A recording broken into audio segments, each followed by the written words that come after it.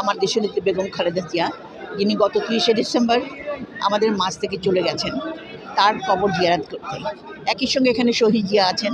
আমরা পাশাপাশি 2 কবরে জিয়ারত করছি। বরিশাল মহানগর থেকে আজকে এসেছি।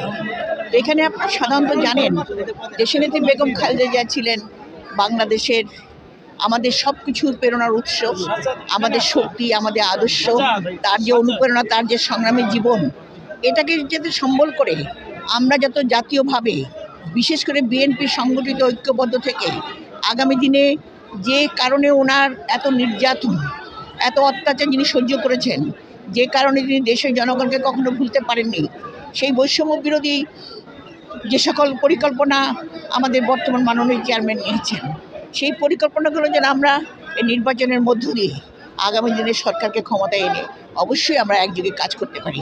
এটাই হলো আমাদের আজকের দিনে দেশনেত্রী বেগম স্বপ্ন।